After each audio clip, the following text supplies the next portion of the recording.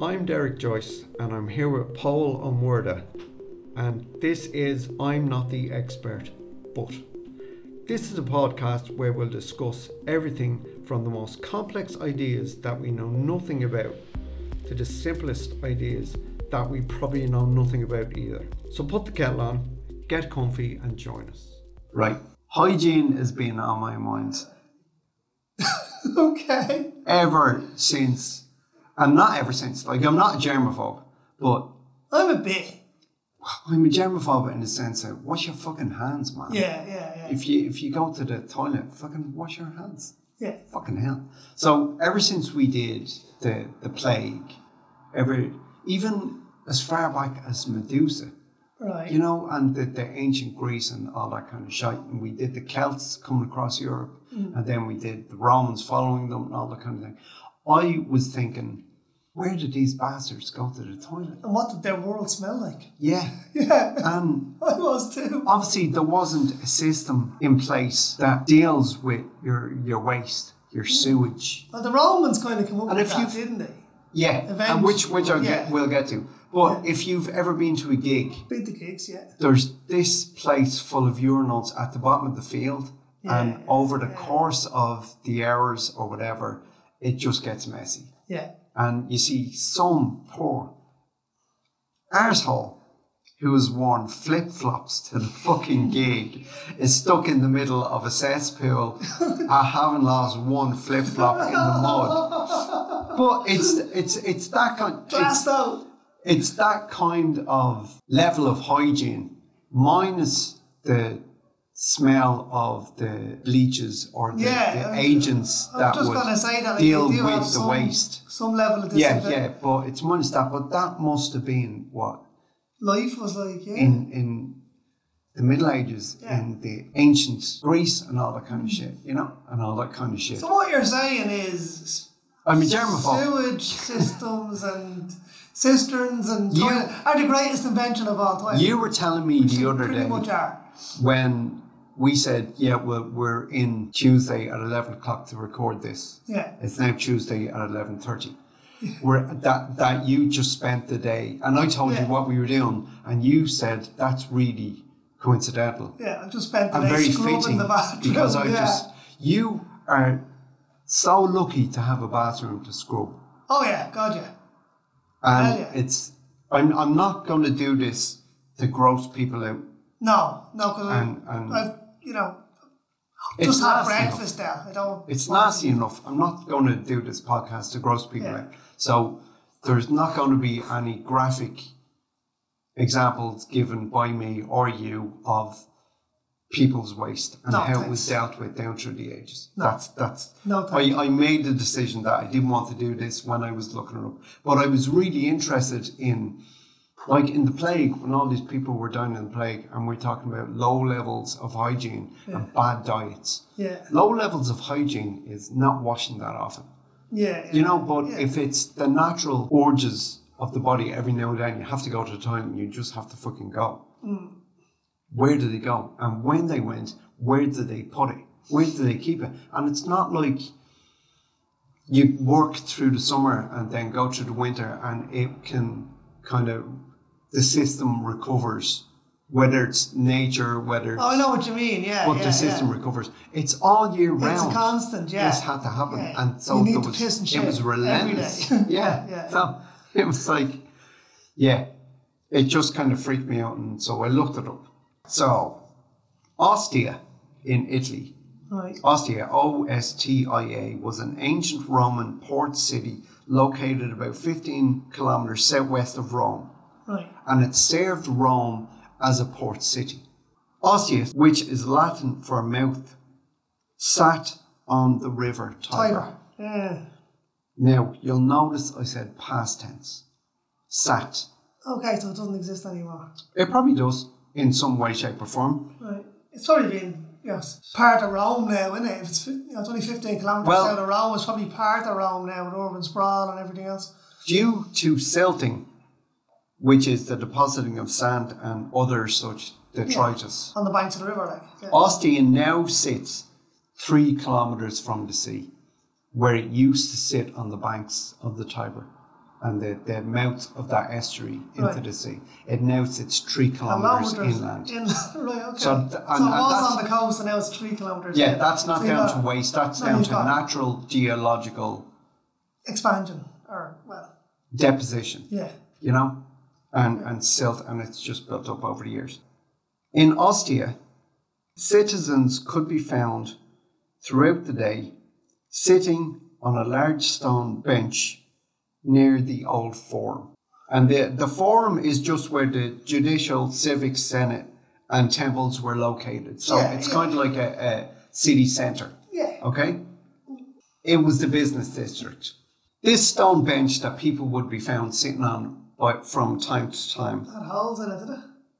Had holes cut in it. I was waiting for this, yeah. But people gathered to discuss business, news, gossip, and whatever was going on around town. Yeah, did you hear about such and such?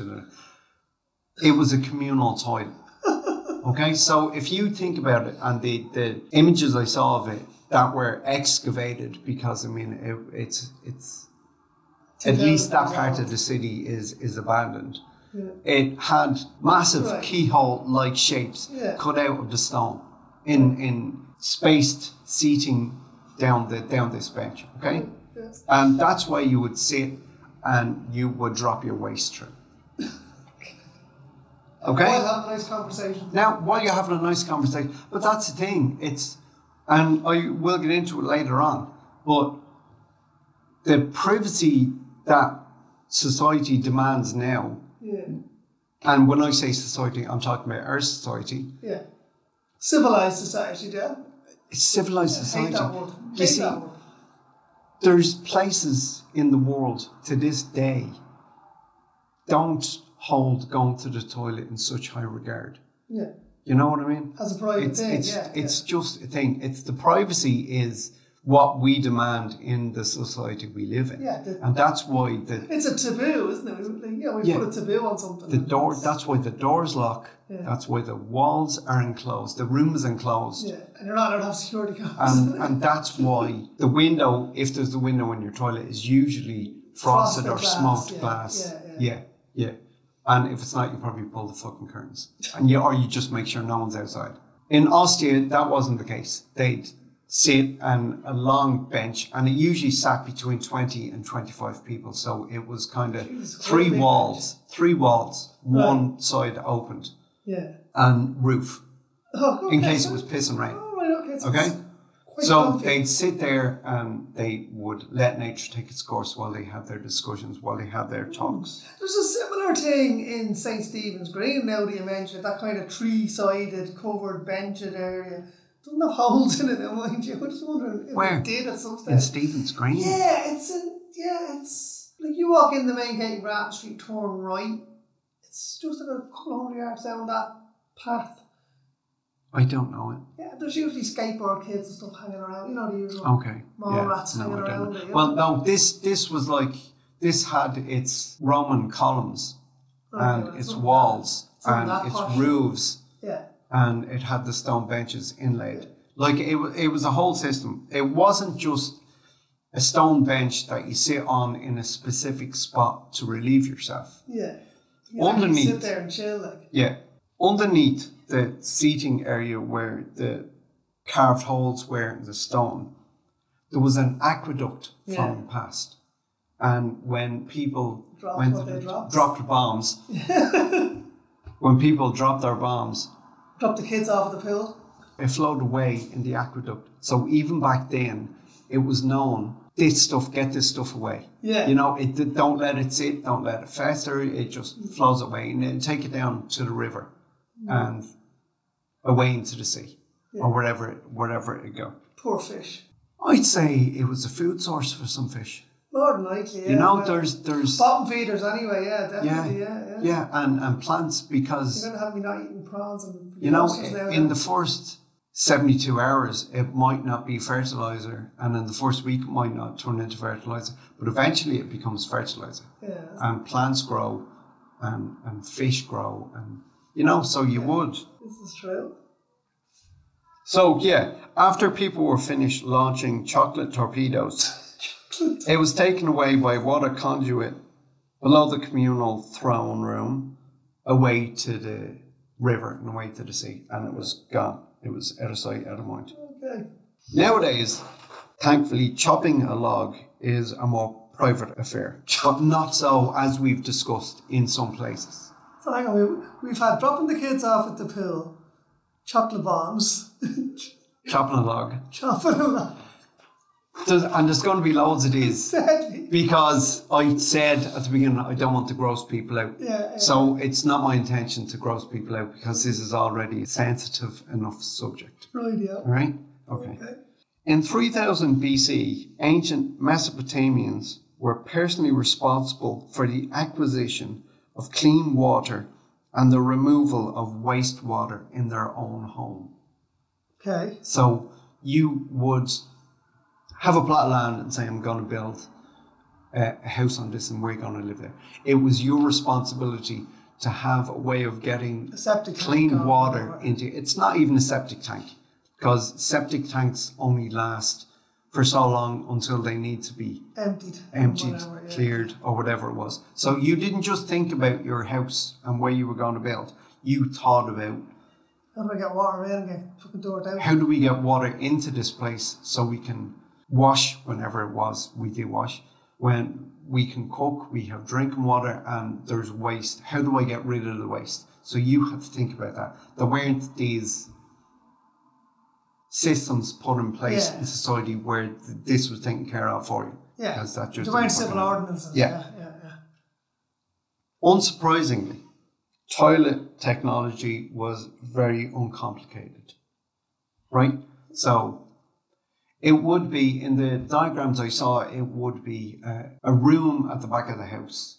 Probably much like, it's not, an outhouse is detached from the house. Yeah, it was a room at the back of the house. So it's in the house, where people would go. It was like having a half-arsed extension on the back of your house. Whether it was upstairs or downstairs, I don't know. It'd make more sense to have it upstairs, because gravity can help with the gravity would help with the taking the removal system. But there's equal argument for having it downstairs, because you would better be able to get it away from the house.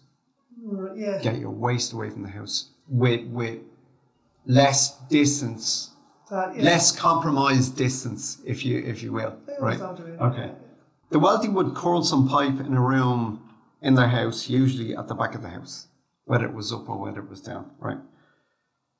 The tiled drains. So you would hang your arse over a bench, and there'd be tiled drains built at a slant. Yeah. And they would ineffectively, because it wasn't very effective, roll downhill. Ineffectively, gravity would take its course, and it would take your waste away to a cesspool, as you were saying. Right. Okay, a cesspit or cesspool, into street canals, open street canals. And a rudimentary system of clay pipes would carry it to the river. Okay, so people who had been dropping bombs for all of life, like ever since life, and I'm not even saying life crawled out of the sea, ever since life took hold. Yeah. Ever since stuff has gone a mouth was developed and a digestive system was developed, then there had to be a place for waste to go. Stuff in, stuff out. Yeah, absolutely. Put stuff in, stuff out. Perfect. Poorer people had to make do with a shallow pit, and I'm saying make do as an obvious pun. They had to make do with a shallow pit lined with hardened clay. In Qumran, on the northwest shore of the Dead Sea, there were a group of people called the Essens. Right? We've mentioned them before, I think. In where? Would it have been the Celts, or would it have been? Oh, I don't know. Now we're in the Middle East. We're in Dead Sea area. I'm sure we the Essens, ESS. Maybe not. It's just it rings a bell. It kind of was familiar to me, but I don't think we have. It's ESS, ENES. They were a Jewish sect in the 2nd century BCE. Okay?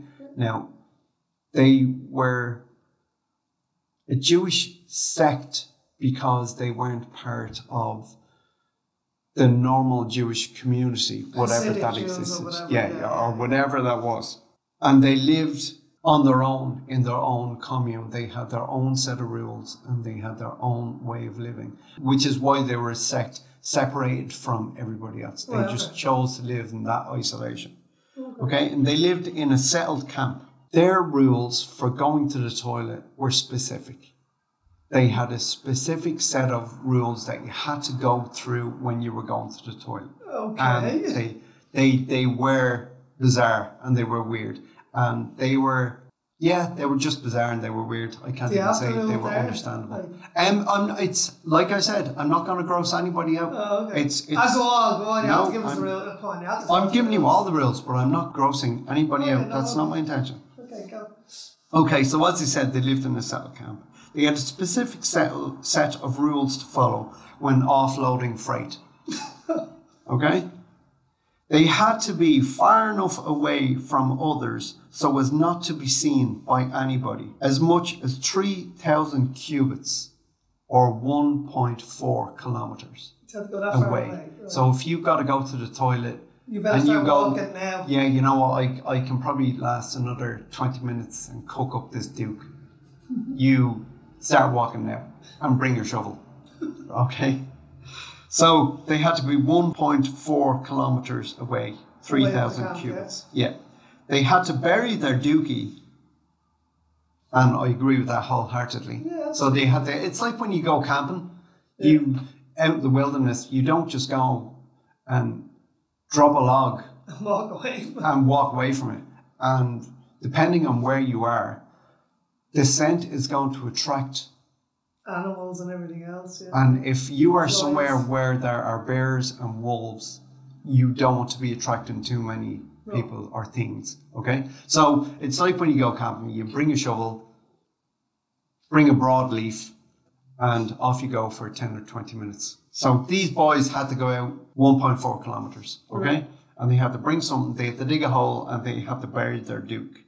After they had finished, they had to have a ritual all over wash in the local waters. All over, head to foot. No, I'm not talking about B-Day. I'm not talking about cleaning down below the equator. I'm talking about head to foot. You had to have a wash. Yeah, you wouldn't know where it got when you were wiping out in the wilderness. Jesus Christ, what are you dropping, cherry bombs? Fucking hell. Anyway, archaeological evidence at the Qumran sites points to the fact that many buried there had an average age of 34.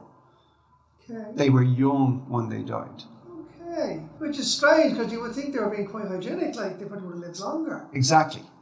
Now this is where the knowledge of hygiene and what hygiene is comes into play. Okay. It wasn't because they had to travel out so far from camp or that they had to bury their brown bombs when they dropped them. It was the fact that they had to have an all-over wash afterwards. Right. It was a stagnant pool that they had to watch. So they washed themselves. In dirty water. And they spread parasites and whatever else all over So all the hard work of being hygienic, you know, where they were doing their business, was completely undone by washing themselves in filthy water. In a stagnant pool. So they were picking up mites and bacteria and they were picking up dirt and I mean and their waste wasn't necessarily getting into the stagnant pool. No, but it was a stagnant pool. Still water. Still water is just filth. It's and if it's not filled to start with, it's fucking going to be. Yeah. You know? Of course. Yeah. So religious sects and their rules, right? Yeah, there you go. Okay, so in ancient Crete, and we're moving on again. In ancient Crete, the upper class had servants who would pour water down a drain that ran into the commode they were sitting on while they were doing their work. So but they had their servants pour water in, so they knew the importance of getting this stuff away. Yeah. You know? Researchers aren't sure what inspired sewage systems in the ancient world, but there are religious texts that advocated for keeping human waste away from drinking and washing water. So, like I said at the very beginning, as soon as life evolved for there to be a digestive system and needed food to live, there was a waste system. Yeah. And as society developed so far, then they realised that this stinky stuff that you have to drop out a couple of times a day or once a day or whatever it is, needs to be as far away from us as possible. Yeah. You know, and especially in kind of, you know, drinking water, food. Yeah. They obviously knew that it was, you know, exactly. It was poisonous stuff, you know, dangerous stuff. By the 1st century, the Romans had continuously flowing aqueducts. Yeah. To take away people's butt toffee.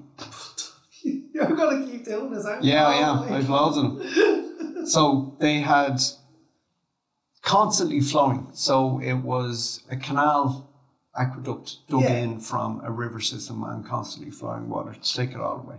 Okay? China recycled their waste immediately.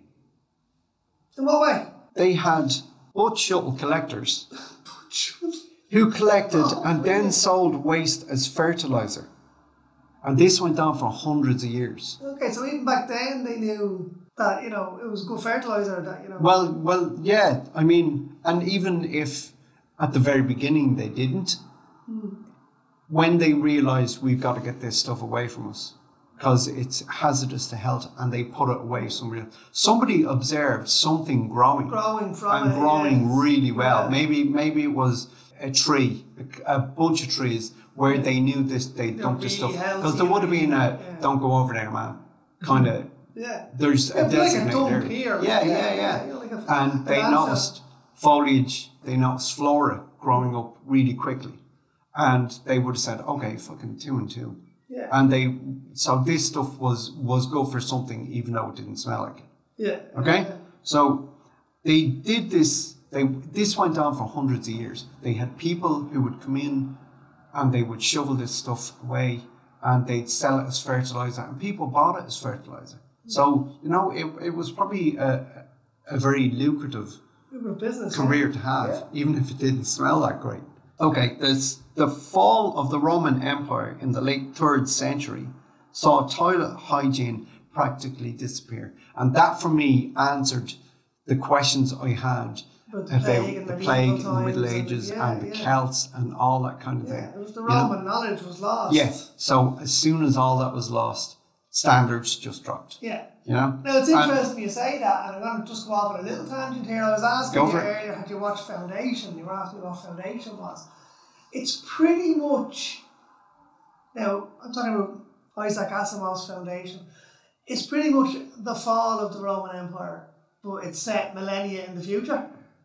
It's a galactic empire. Okay. And using this psycho-history thing, they can predict the future, and a guy called Harry Seldon predicts that the empire will fall and that there will be a 10,000 year dark age after it, unless he sets up this foundation to record and save all human knowledge. And that's basically what the thing is about. That's what the show is about. It's this foundation setting up all this human knowledge, and but there's wars and there's battles and stuff going on, the fall of empire and all. But it is literally an allegory of the fall of the Roman Empire. Okay. And the dark ages that followed, because all that knowledge was lost. Yeah. That's, you know, essentially what it is, yeah.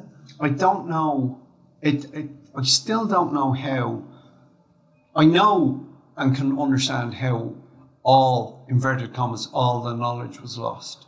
I don't know how something as important as dealing with human waste, that knowledge was lost. I know. You know what I mean? Yeah, yeah.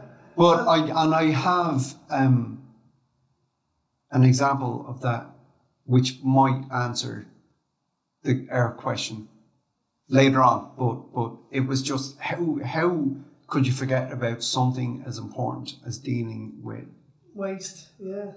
Dangerous waste. You know, I mean, there's places in the world to this day Was it the knowledge of dealing with it, or was it the actual architectural knowledge to build these systems? Well, was that what was lost? That could have been what was lost, but surely they would have thought of something else. We've got to deal with this, man. This is just horrendous. And nobody took charge. So maybe the knowledge wasn't lost in that respect, but the level of governance was lost. You know what I mean? The political will to bother doing it was probably like, well, usually when a political empire falls, it creates a vacuum. And it's filled with something else. Warlords and but it's still so it's just a bit chaotic. There's no maybe when the governance went and something else someone else took over.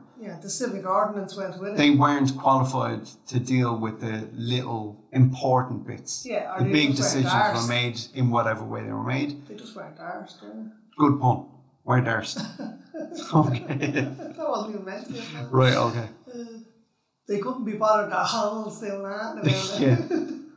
They well they're shite. Okay, public pits were dug for people to squat over. Nothing washed away. At night, people were employed to collect the day's droppings, chocolate monsters, and take them out of town and dump them somewhere else. So landfill basically was there. Basically, it was a landfill. Ugh, Jesus. But you know, it's there every day. There's going to be roughly the same amount of waste to take away and dump somewhere else, and eventually that somewhere else is going to fill up. Yeah, absolutely. And it needs to be dumped somewhere else. And that's what I was saying to you earlier about this smell must have been everywhere all the time. Yeah. If you went on your holidays when you were a kid, or if you take your kids now and you go down the country in whatever country you are in, and you get an inverted commas smell of the countryside, picture. It's like, Jesus Christ, man. And the fucking stink, and I hope that's not going to be around for 2 weeks. You will eventually get used to it, but it's still going to be an assault on your senses. Oh, definitely. You know? Jesus, and again, I'm not trying to gross people out. No, like when you say the smell of the countryside, fucking cow shit doesn't bother me much. Like, not as much. In what quantity? Fucking pig shit is disgusting. There's a piggery up beside my cousin's place in Cavan. You know what? And it's vile. Like, it's the really vile. Horrible part about that is I know, if pigs have a choice, they don't live in their own filth. I know they don't, yeah. You know? It's not like they drop it everywhere.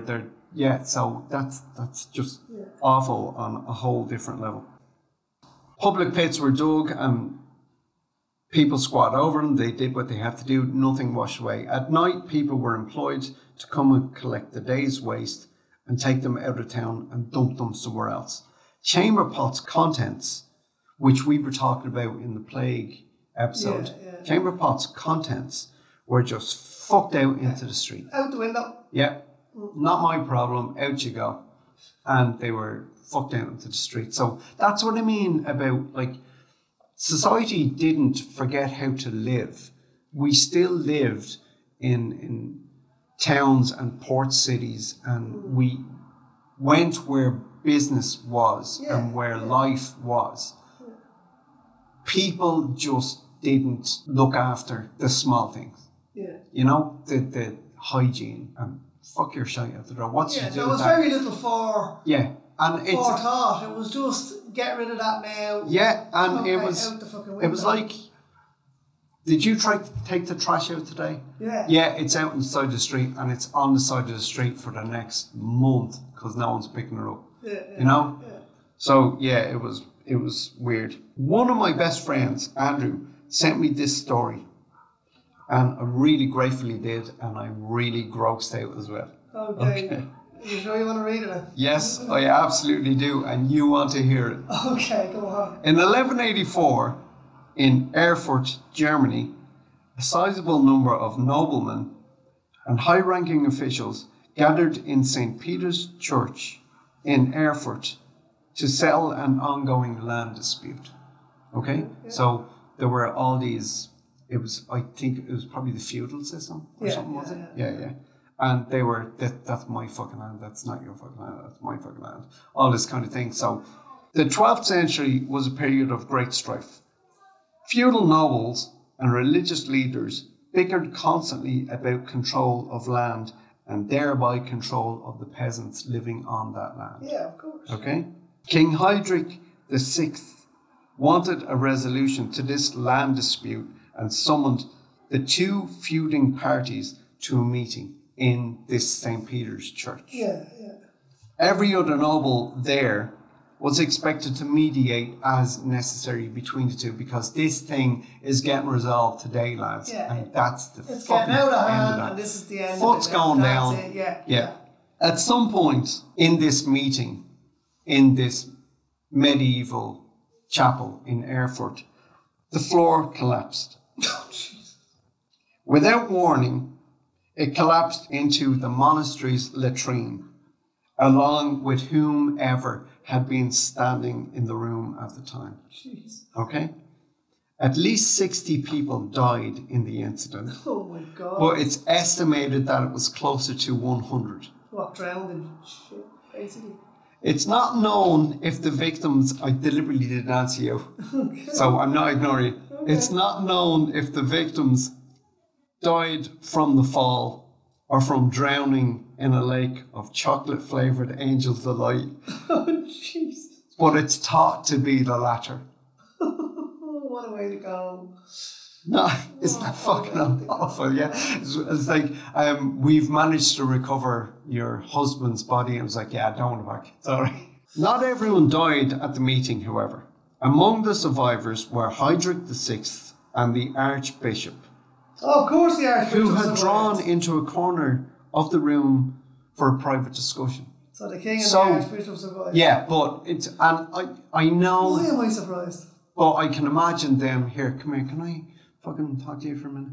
And go over here and say, see these two fucking talking? And you're having a conversation. And the floor gave away. Everybody plunged down into the monastery's latrine, which is another point I want to make. The monastery's latrine was filling up all the time it was used. It was never washing away. It was just a giant there. pit underneath What are you going to do? Move the fucking chapel? It's at some stage it's going to become a problem. Did no one have the foresight or the wherewithal to say, lads, we need to do this and we need to do it now? Yeah. And it's only ever dealt with when something bad, like a floor giving away and 100 people dropping into a sea of shite. So, yeah.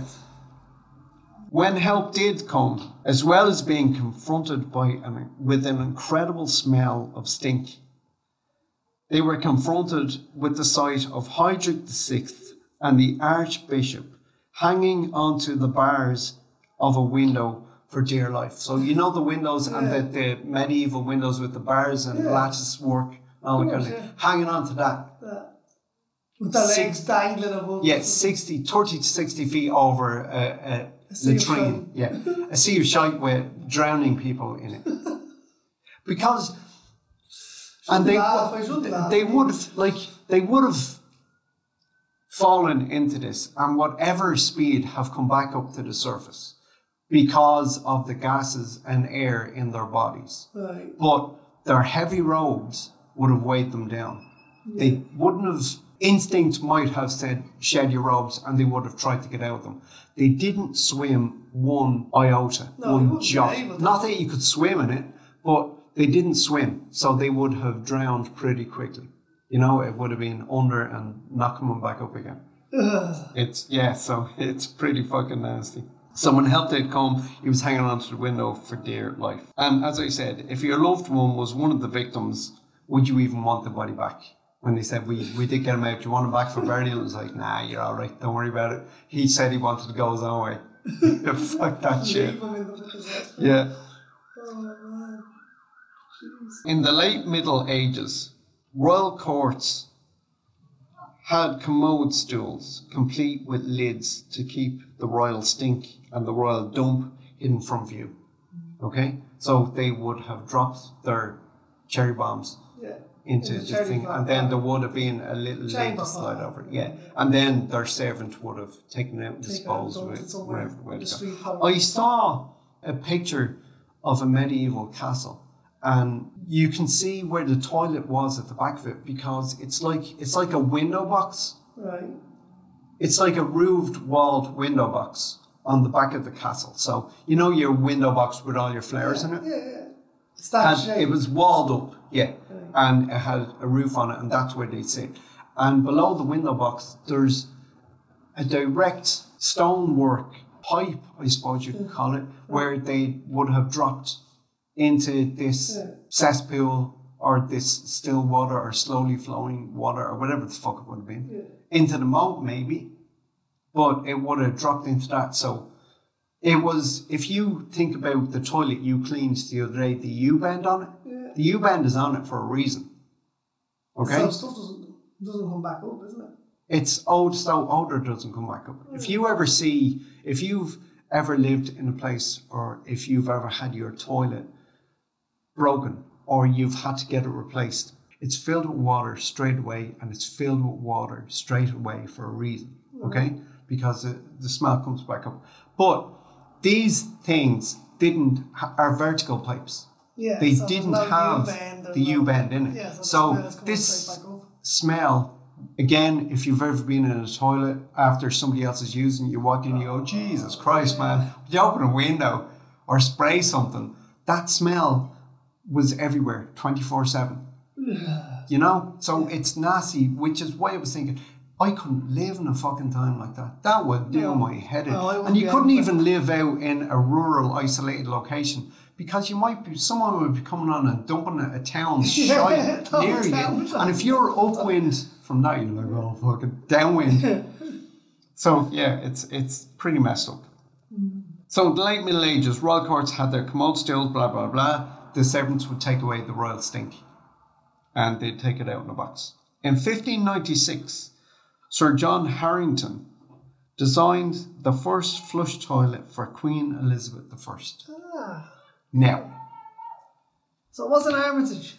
I thought it was Armitage who invented the first. Are you saying Armitage because that's the fucking Armitage name you Shanks. see? I know, because that's a CU in the Isn't porcelain. that what it's known as? I don't know. The Armitage I don't know, Shanks but this guy, John Harrington, and he was the Queen's nephew. And it was Queen Elizabeth I. It was Queen Elizabeth I that had such admiration for Gráinne ní Mhaile. Yeah. So it's that lady. Like, it all works in a circle. Yeah, you know what? It all works in a smelly circle. So it had levers and valves to flush away royal payloads. You drop it in it, and there was a lever that you'd pull, and the valve would shut, and water go in, or something. It's a long way from Donald Trump's golden toilet, isn't it? Yeah, it is. Well, he is one big fucking toilet, isn't he? But there was still an incredible smell of stink because the pipe that drained away the royal payloads was a vertical pipe. Yeah. It was a vertical pipe, and stink rises. Yeah, smell rises, you know. And so the problem was still there. So well done inventing the flusher. Well done Harrington inventing the flusher, but the problem still remains. Yeah. You know? In 1775, a Scottish inventor, Alexander Cumming, invented the water-filled S-bend to stop the odour rising from the sewer. So the S-bend is 2 U-bends. Yeah. We all know what a nest looks like, so it was that was water-filled, and that stopped the stink rising back. Stink issue solved. That makes me a very happy person. Because absolutely. That does my fucking head in. I was like, Jesus, smell, man. I used to, and my mum has photo albums at home from when we were kids where everybody jump out and does a lovely scenery, and there's cows in the field or donkeys or whatever the fuck it is, and the scenery is lovely and the weather is lovely. Everyone is smiling and you're wrinkling your nose, are you? Line up there against the wall and we'll take a picture. My mum would line up, or my dad would line up with us in the picture, and one of them would take the picture. And I have my 2 index fingers stuck up my nose because of the fucking stink. And I'm showing the other 2 brothers did as well. But my mum would be like, take your fingers out of your nose. No, out of your nose. And I'd be going, no, not doing it. And she took the picture. So it's there forever. But anyway, the S-bend was later improved into the U-bend by a man who was born to influence the toilet invention game. He was born to it. It was his calling. Okay. Thomas Crapper gave him... That's his name. Look it up. Thomas Crapper. Crapper. So Thomas Crapper. That's where the Crapper gets his name from? Might be. Thomas Crapper gave us the U-bend in 1880. And unlike the S-bend, it didn't regularly clog up. That's the greatest name for ever. You know what? When they were hanging out of occupations, it was like, name Edison. Oh, Christ, what are you going to do? Edison. Okay, here, look. Electricity sounds the same. Light bulb, go for it. What's your name? Crapper. I've got a job for you. Yeah, so they didn't. He got the U-bend in because he obviously thought long enough about it to go. These two the S-bend's too complicated. It's going to U-bend much more simple. Yeah. By the time Europe moved into the 19th century, cities had modern water and sewage systems / infrastructures. Right. So have you ever seen and they still weren't great. And I know it's not the 19th century. It's 18th or 17th. Have you ever seen the Sherlock Holmes movies with Robert Downey Jr.? Years ago. But okay. You know, there's in the second one, and I saw it years ago, so I'm going on memory. There's a contraption in the sewer that's below the Houses of Parliament that's going to release a cyanide gas into Parliament and kill everybody. Right. And he foils it in the end, blah, blah, blah. Movie's ruined for whoever hasn't seen it. But my point is, they're in the sewer. They're in the sewage system, and they're dealing with deactivating this cyanide device, this cyanide gas release device. And none of them are curling their nose at the stink that's got to be around. None of them are nearly passing out from the smell that's not, and none of them are standing in something going, oh, for fuck's sake. It's the most... natural, normal. It's the most... Or just ignore the movie. It's the most undump environment I've ever seen in a movie. It's like, what the fuck is going on here? And if you look at where they enter the sewer to go in and find this thing, all the effluents that are flowing out into the Thames, the front of the sewer system is just a wash. Clean. No, it's a wash with all this filth that they don't go, here, look at this is fucking disgusting. But it's there. It's very obviously there. Right. And it's part of the location that they've chosen to shoot, whether they've made it or not. But it's there. And then in the sewer, there's fucking nothing at all. It's just red brickwork. Yeah, that's dirty, but it's not got shit floating around. Landmines dotted around the area. They're not standing in that, and they're not passing out from the stink. Yeah. It's a bit like the turtles. It's ridiculous. They lived in a very clean sewer as well. Yeah. I mean, these 4 Teenage Mutant Ninja Turtles that run around saving the world, do they not stink? You know? We're here to save the day. No, listen, keep on going, buddy. So, 1880, Thomas Crapper creates the U-bend. By the time Europe moved into the 19th century, cities had modern water sewage systems / infrastructures. Many of those pipes from the 19th century, in Ireland in particular, are still in use today. Yeah, I know, yeah.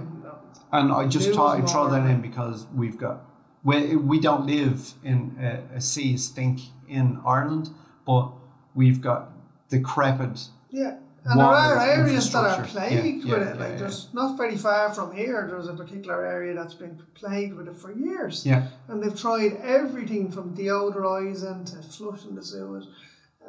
I have friends that live in the west of Ireland. It's fucking disgusting. I have friends that live in the west of Ireland, and they moved into where they live now fucking 15 years ago, maybe. But it's a new estate, relatively new estate. And they live in the first house in the estate, and they picked the first house. But the sewage system didn't work for ages. Oh, no. And their toilets would get backed up because, I mean, they're getting the pressure of everybody else flushing down. And I mean, there was a sewage system, there was manhole covers, there was pipe work, it just wasn't working properly. Yeah. And he used to have to get a sodium hydroxide, mix it up, like you can get sodium hydroxide in powder form, mix it with water, and it gets warm, but it turns into a really, what's the fucking word I'm looking for? Toxic, potent stuff. Not toxic, potent. It eats through. Corrosive. Yeah. Thank you. So he'd lift the manhole cover and you'd fucking see it all backed up and flowing, and he'd pour this a pint of this stuff in. And it would eventually just clear it. You'd see it, not eventually. You'd see it just flushing this stuff away. But he'd have to do that 2 or 3 times a week, maybe. I don't know if it's 2 or 3 times a week, but he would have to do that. Anyway. Yeah. And they eventually got it fixed. But I'm just saying, it still happens in society today. In wherever it is you live, there might be pipe work, it might be backed up, there might be too many houses feeding into one system. All this kind of thing. If you've got pipes running uphill. I've got a funny story. If you've got pipes running uphill, that's never going to fucking work anyway. Yeah. Okay, go. Right, when I was a child, my granddad was a milkman. So his back garden used to have hundreds and hundreds of glass milk bottles, empties, in the back garden. Yeah. Right, and they also had a big manhole cover in the back garden, which me and my cousin lifted up one day. We were only 5, 6 year olds, right? And in it was all these like terracotta coloured pipes, and they were all going in different directions under this cover. So I thought, let's put a milk bottle in, see what happens. So I put a milk bottle in, and off it went. I said, let's put another one in. Right, we spent about 2 hours putting milk bottles into these pipes. Blocked up the whole estate sewage system. The whole thing had to be dug in. Jesus. Fucking kill that young flip. I have still not lived in it. My auntie's still there. The whole road had to be dug up because of you. Fuck's sake. Filled it with about 200-300 milk bottles, Jesus. There you go. Okay, so as I said at the beginning, you are so lucky that you had a toilet to clean. Yeah. That was relatively clean. Now, I don't know what, I assume... That wasn't too bad. Well, it's cleaning a toilet. The sewage system that you can't see is one of the greatest inventions the world has ever known.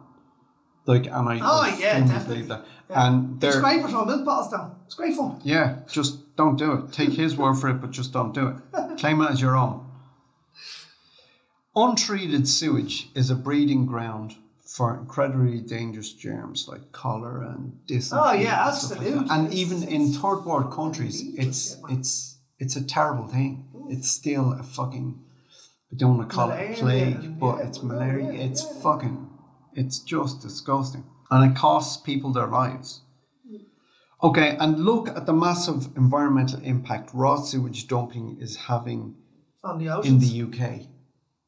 Okay. The UK, were you not aware of that? No. The UK government voted to allow sewage companies dump untreated sewage straight into the oceans.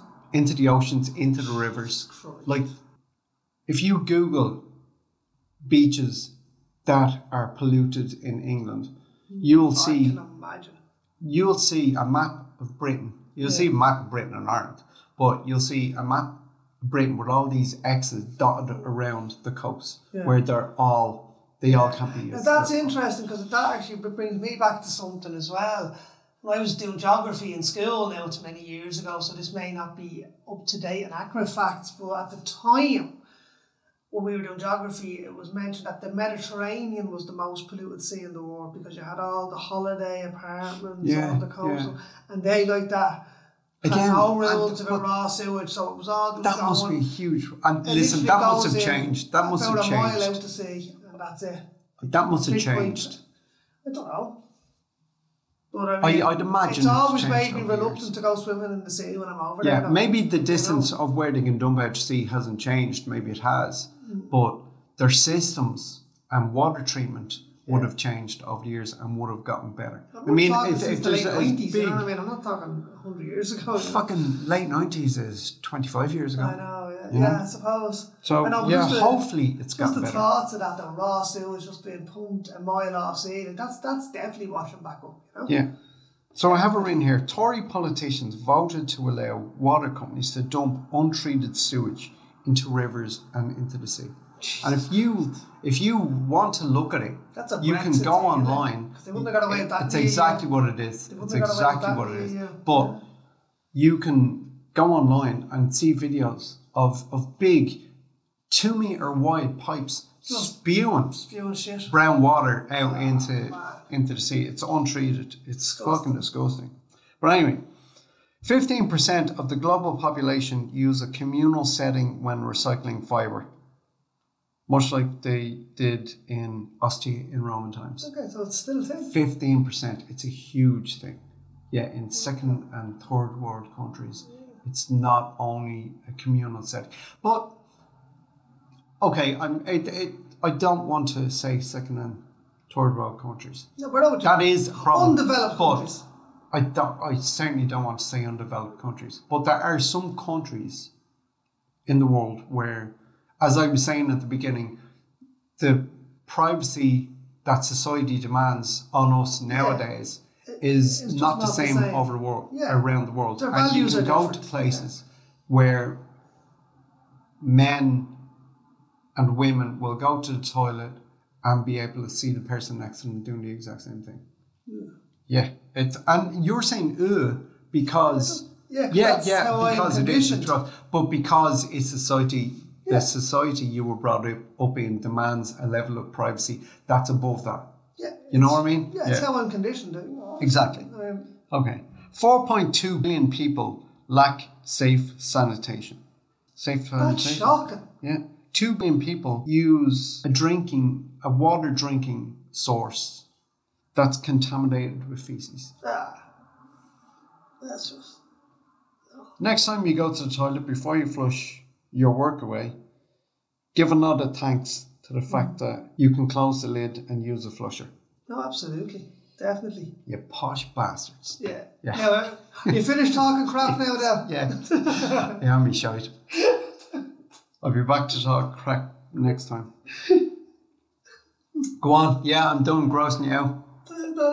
That was interesting. It is. It's mad interesting. Yeah. And everybody needs better sanitation. Everybody on the planet. Like, I mean, it should be a basic human right. Jesus Christ. That's just it. It's not. Yeah. I know it's not. No. Yeah, I remember, and this is not water drinking. It certainly is a hygiene issue. I remember I was in South Africa on my way to Australia, and a lifetime ago, and there was a zip line from the top of I think you told this story. 200 meter high hill, down to the bottom. I think you told me this before. Did I? I think so. Sounds familiar. What happened? Go on, tell me what happened before I tell you. No, I don't know. I just fucking zip line. You and a zip line sounds familiar. I've done loads of zip lines and bungee jumps and stuff like that. So I'm doing as an adventurer. Yeah, the world's highest bungee jump. Cool. At the time, anyway. I've always wanted to do a base jump, but I'd love to do a base jump. But anyway, it was on the zip line, and it was about, I'd say it was about 200 feet high. It was from the top of a hill down to the bottom of a hill over water, right? Over marshy water land. And our tour guide was saying, there's no snakes, there's no crocs in there, it's nothing to be dangerous. So anybody wanted to do a zip line, and me being me, just be, yep, I'll fucking do it. Off come the shorts, off comes the top, and I have my swim shorts on. And I went up, and he was like, you know how to use a zip line? I went, yeah. He goes, hold on there, just kick yourself off the top, and down you go. About 1/3 into it, I saw this cow with horns, the African thing, just tail in the air, evacuating its bells into the water I was going to land in. And I was like, oh my God. I thought you were going to land. Oh my God. It was fucking And you land in the water. Yeah. Yeah, and it was like I couldn't get out of it quick enough. It was fucking, and he was 20 yards away from where I was. No, I thought you were going to say his horns were like in your fucking in your zip line. Like, no, Jesus Christ! No, he was a cow. He was a very docile creature. Wasn't aggressive, but he was just taking a dump. He was just in your landing zone, in your LZ. He was hurtling turtles.